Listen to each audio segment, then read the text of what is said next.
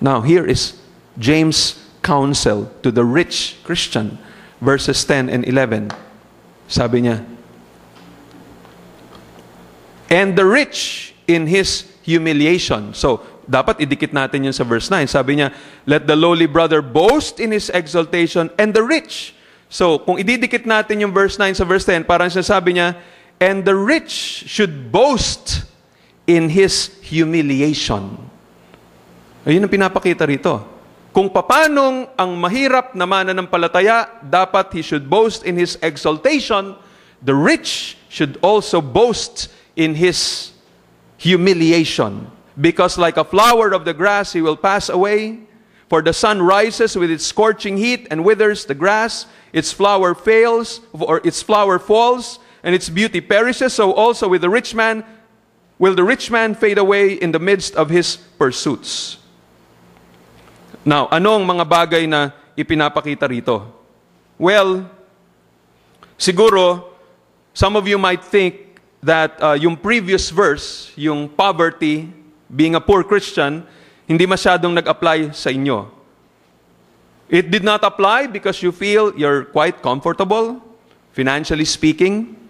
Your circumstances could not be described as being poor. Alam niyo yun, maaaring hindi kayo talaga gano'n na super yaman, pero masabi mo, hindi naman ako gano'n tulad ni Lazarus. Hindi naman ako tulad nung gano'n na talagang wala man lang kotse. O may kotse naman ako, kakarag-karag nga lang, pero may kotse pa rin. May laman pa rin yung refrigerator, may ganito pa rin. Now, sa totoo, kung isipin natin, pwede na rin mag-apply ito sa atin kahit na sabihin natin hindi tayo rich or hindi tayo poor. Nandito lang tayo sa gitna. Kailangan maintindihan natin yun kasi kung ikukumpara ang buhay natin, marami sa atin na sabihin natin, hindi man ako ganun kayaman. Pag tinanong, pulubi ka ba? Oo, pulubi ako. Pero kung titingnan natin, i-compare natin dun sa kinwento ni Sister Becky tungkol sa mga taong miniministeryohan nila sa Uganda. Sabi niya, yun ang poor. Sila, sabi niya, minsan lang nakakakain sa isang araw. Wala silang sarili nilang CR sa kanilang bahay. Kasi siguro yung pinakamahirap sa atin dito, may CR sa bahay. At siguradong nakakakain 3 times a day. Siguro paminsan-minsan, twice a day. Pero twice pa rin, doble pa rin yun. So in a sense, mas maayos pa rin ang kanyang buhay kaysa dun sa kanila. So this is for you. This is for all of us. Okay?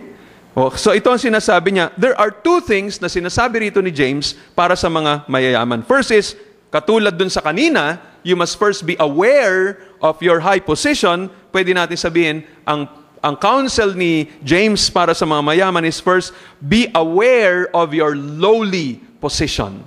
Be aware of your lowly position. Sabi niya, boast, and the rich boast in his humiliation because like a flower of the grass, he will pass away. Ano kaya ibig sabihin ito? To boast in his humiliation. To be aware of the lowly position of the rich man. So, balikan lang natin muli, no? James is writing Jewish Christians. Isa sa mga problema na kumakalat sa kanila, as I mentioned a while ago, ay yung kanilang concept ng kayamanan.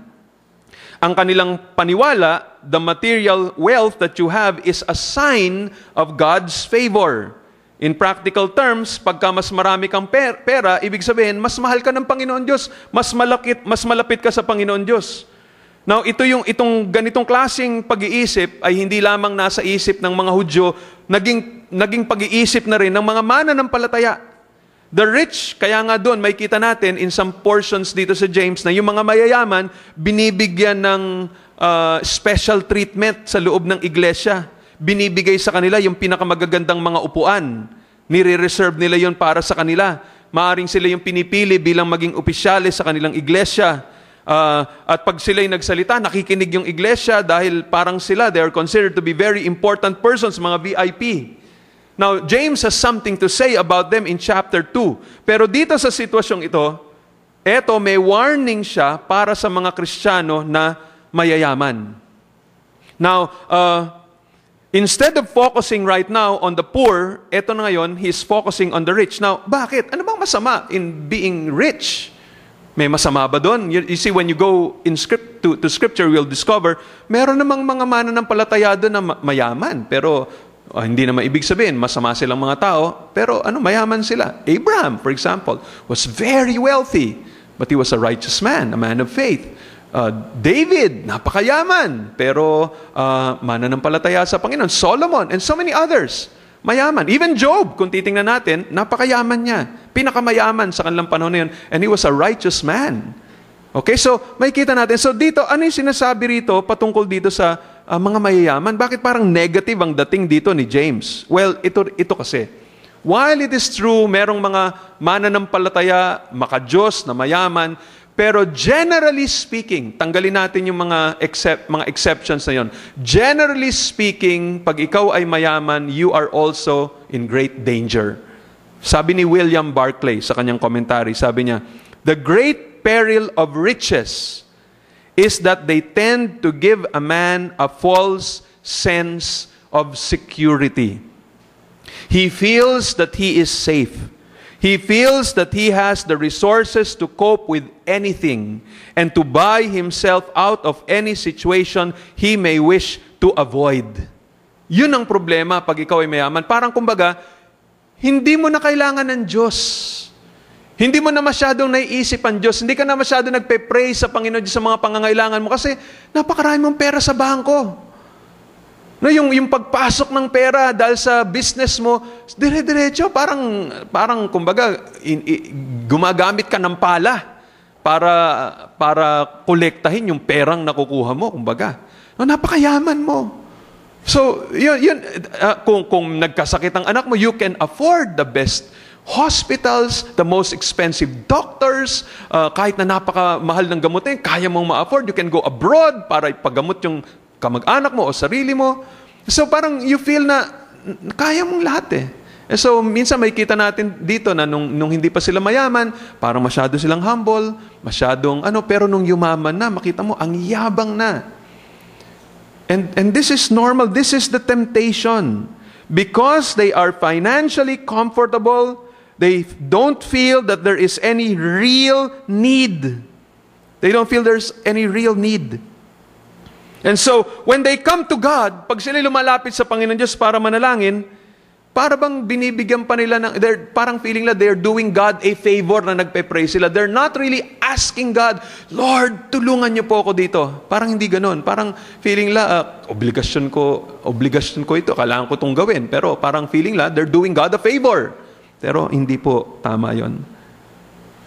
This is what they need to realize. Etong kailangang ma-realize ng mga mayayaman. Ito yung sinasabi niya na, be aware of your lowly situation. Pakinggan niyo to. Just as a person who feels kaya niya yung problema will not come to God for wisdom, diba? Feeling mo, kaya mo naman tong problema, ba't ako magpe-pray? Ganun din ang napakadelikadong sitwasyon ng mga mayayaman. Dahil sa kanilang kayamanan, hindi nila nararamdaman yung ganong klase ng tulak na kailangan talaga silang lumapit sa Panginoon. Kailangan i-express nila yung kanilang dependence sa Panginoong Diyos. Kasi nga, mayaman sila eh. And that's very, very dangerous. Kasi akala nila okay na sila spiritually, akala nila okay sila, pero sa totoo, hindi. Kaya ito yung sinasabi dito na humiliation. Kailangan makita nila na yung kayamanan nila is so temporary, but they are blinded to it. Hindi nila nakikita yon.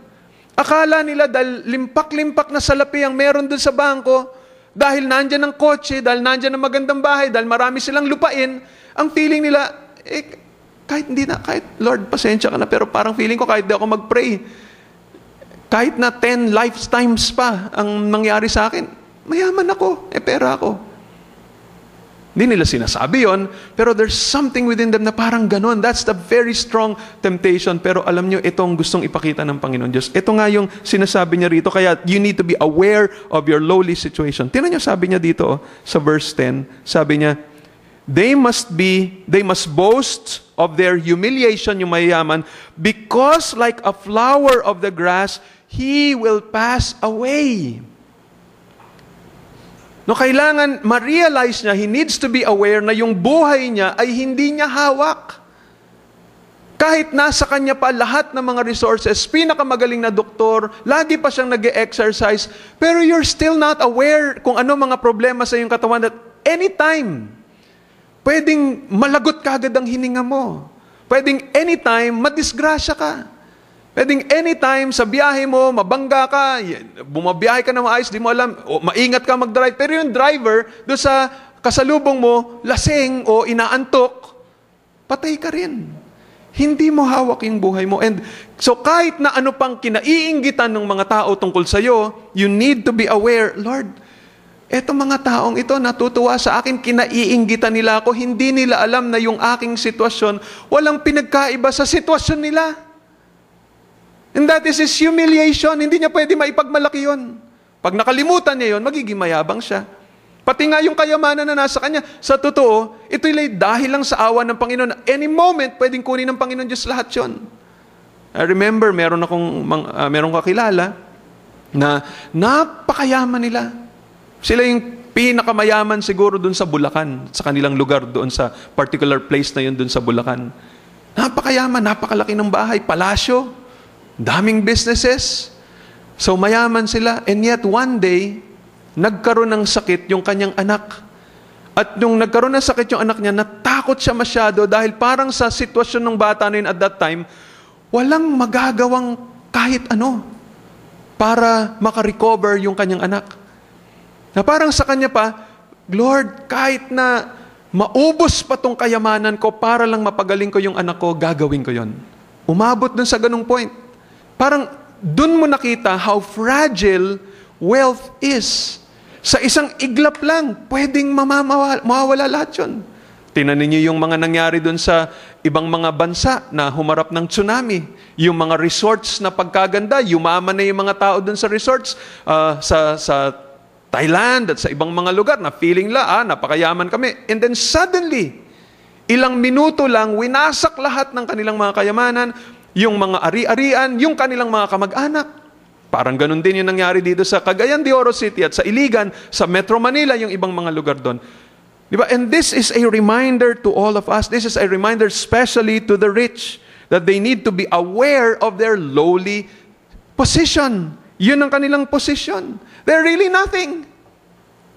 And oftentimes, they're blinded. So yun yung pinapaalala sa mga mayaman.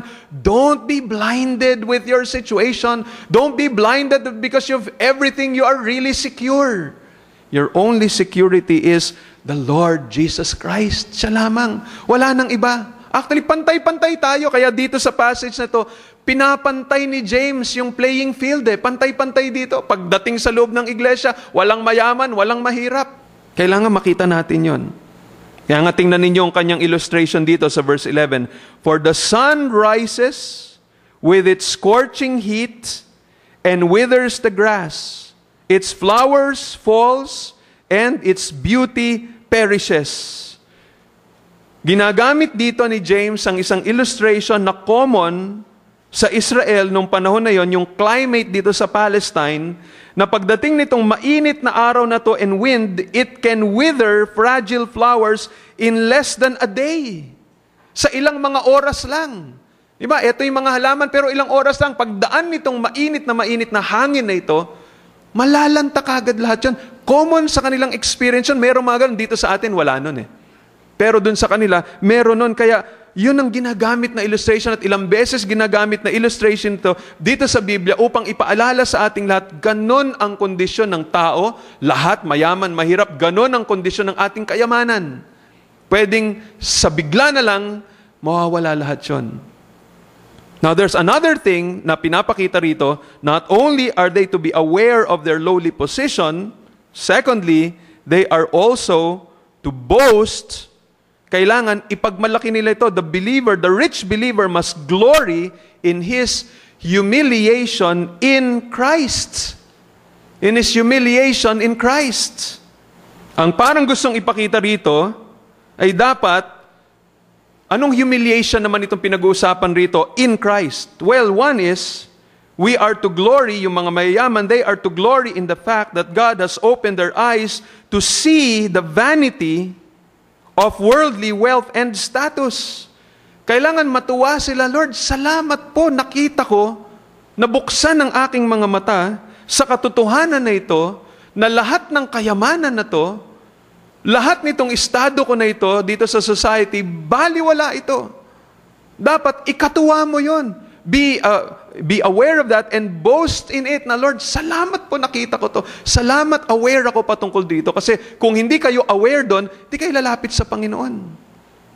So, hindi ka natutuwa pag yung mga taong lumalapit si Brad, wow, ang ganda talaga nitong sasakyan mo. Bago na naman yan, bago na naman yung sapatos mo. Imbis na pumalakpak ang tenga mo at sabihin mo, wow, bilib na sila sa akin, sikat na ako dito. Actually, para ka pang maiinsulto. Sa totoo, sabihin mo, bakit kayo natutuwa? Bakit kayo naiinggit? Wala naman lahat ng ito eh. Praise God, naawa ang Diyos, pinagpala ako. Pero anytime, pwedeng kunin ng Panginoon Diyos ito. And so yung mayaman, he needs to be aware of that, and that is what he should be proud about. Kumbaga, that he sees that. Nakikita niya yung mga bagay na yon, yung katotohanan na yon. Another thing, the rich can also glory in the fact that God has shown them the essence of true happiness and honor. Dapat matuwa din sila na pinakita ng Panginoon Diyos na ang source ng tunay na kaligayahan ay hindi yung may bagong ganito, hindi yung lumaki yung pera mo sa bangko, hindi yung nakakapunta ka ng kung saan-saang bahagi ng buong mundong ito, kundi ang joy mo, ang essence ng tunay na kaligayahan at tunay na honor is that you are in Jesus Christ. You're in Jesus Christ. Di ba kaya nga yun ang binasa ko na kanina sa Jeremiah chapter 9 verses 23 and 24. Thus says the Lord, sabi doon, let not a wise man boast of his wisdom, and let not the mighty man boast of his might.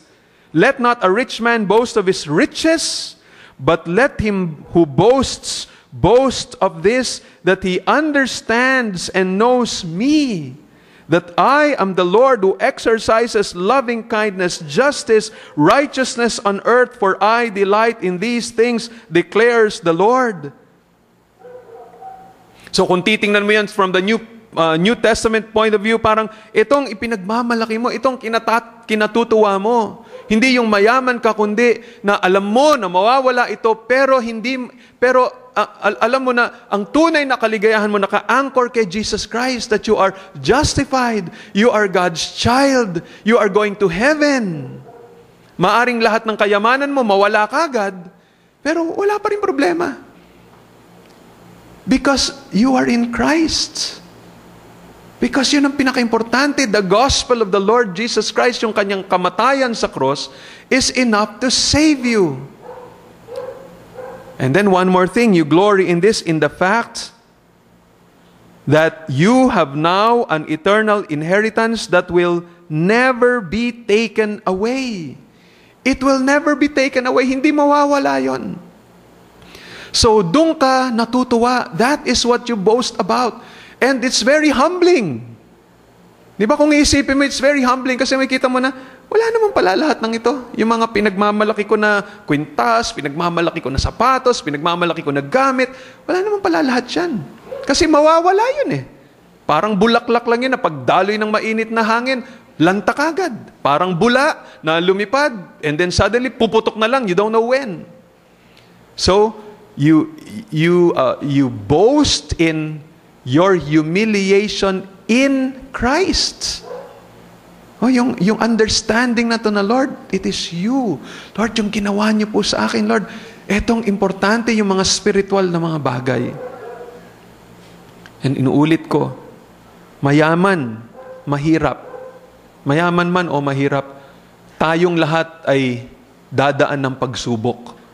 Sa mahirap, may pagsubok. Di ba? Yung pagsubok nga na ang temptation sa'yo, mainggit, magalit, magreklamo, maging discontented, yung sa sitwasyon mo na parang ano ba to, hindi ko magawa ito, hindi ko magawa yan, may mga ambition ako, hindi ko magawa. And so, you're tempted in so many areas. So, what do? It's a test to you. It's a trial to you. Again, look at your position in Christ.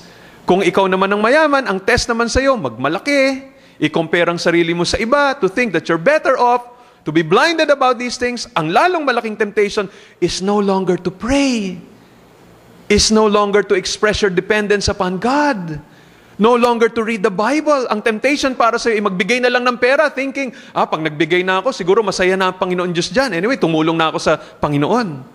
But you don't realize, natutuyo yung spiritual life mo if you do that. Because you think, okay ka. You are thinking like the Jews were thinking. Pag ikaw ay mayaman, ibig sabihin ang favor ni Lord nasa iyo. You're wrong.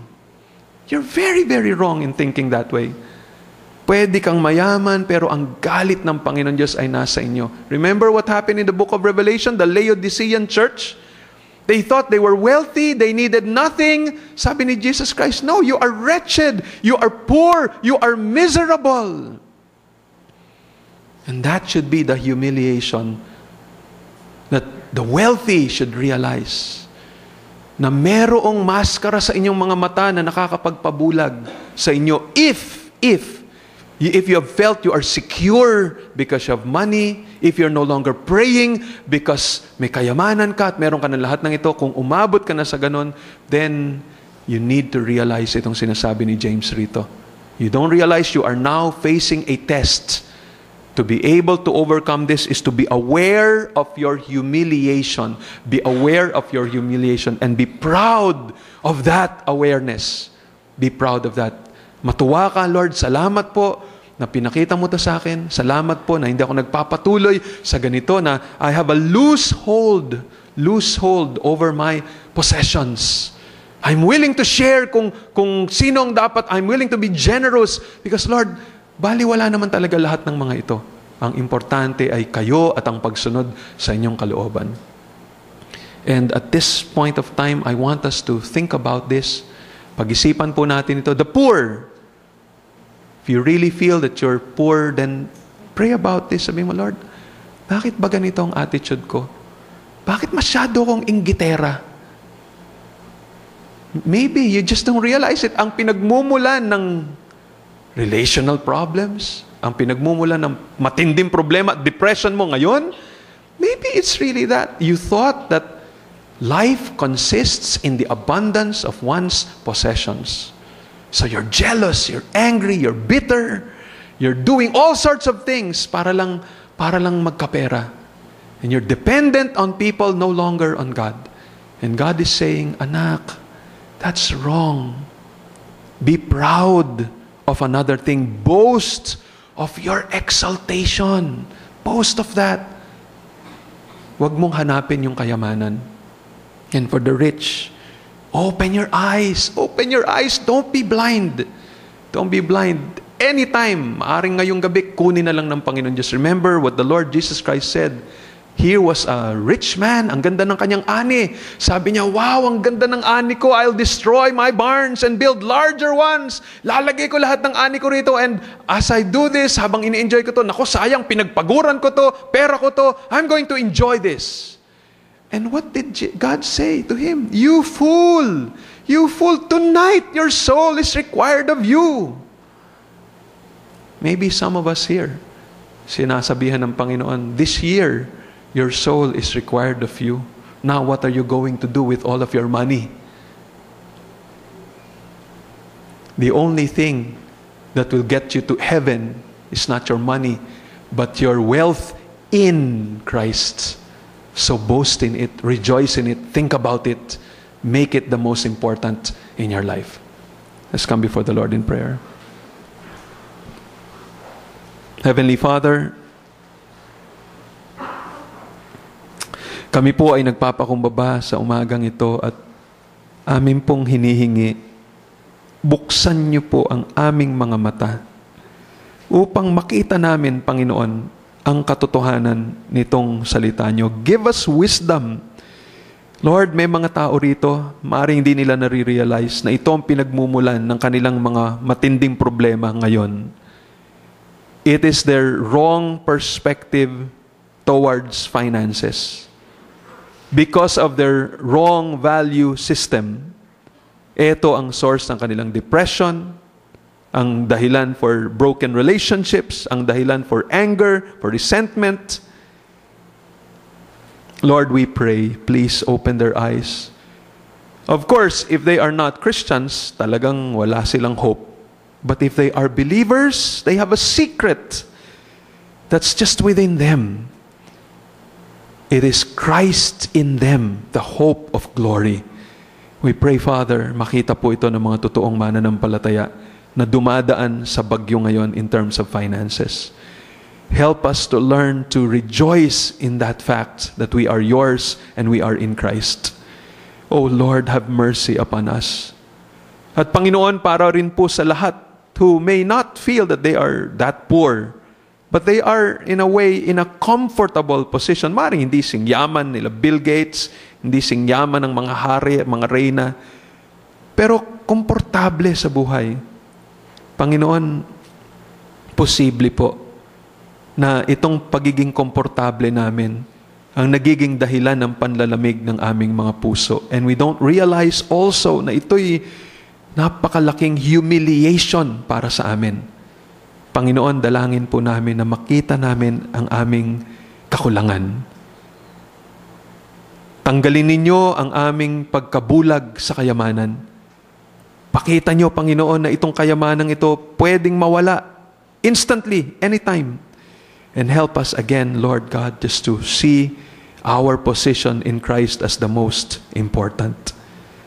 Lord, alam ko po that apart from Jesus, unless we have received Jesus Christ into our hearts as Lord and Savior, hindi namin makikita itong ganitong klaseng perspective na tinuro ni James. Lord, I pray, kung merong mga tao rito na hindi pa mananampalataya, kausapin niyo po sila. Ipakita ninyo na kailangan nila talaga si Jesus Christ.